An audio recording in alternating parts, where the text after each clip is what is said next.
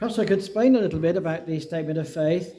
It was probably about 18 years ago when I began to write a statement of faith. A statement of faith is really just a series of statements that I personally believe to be true. This is why they always begin with the phrase, I believe. And of course, because I'm pastor here, it's really the statement of faith of the church.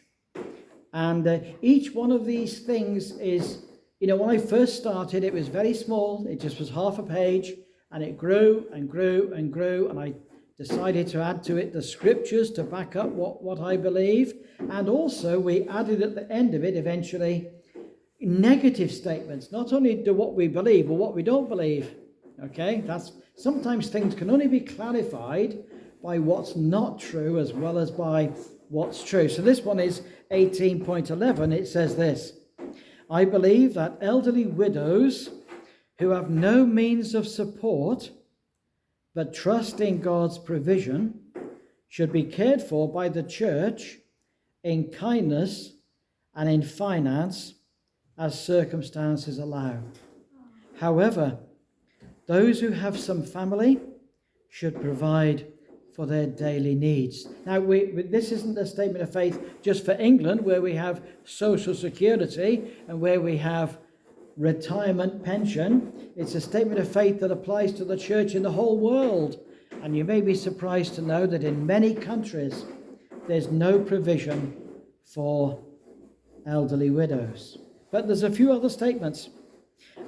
It says here in 1 Timothy chapter 5, verse 3, it says, honor widows that are widows indeed. Now, the word honor there doesn't just mean respect.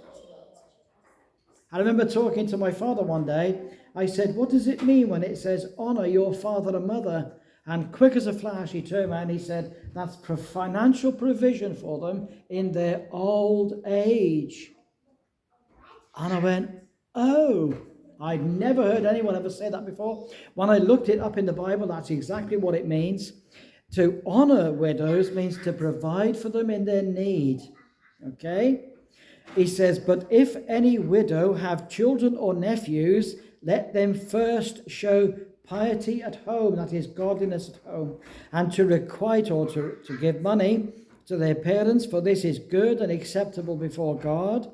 Now she that is a widow indeed and desolate trusteth in God and continueth in supplications and prayers night and day. If you have an elderly widow like that and she has no financial provision, then it is the duty of Christians everywhere to support them in their need. However, we also discover in Scripture that those who have children and those who have private means that do not need the financial provision of the church should then be provided for by the church. I was talking to my brother about this many years ago, and he turned to me and he said, Stephen, that is another regret that I never knew that and so never did it. He said, I would love to have done that for my mother and father. And I said, yes, you're absolutely right. I didn't know either.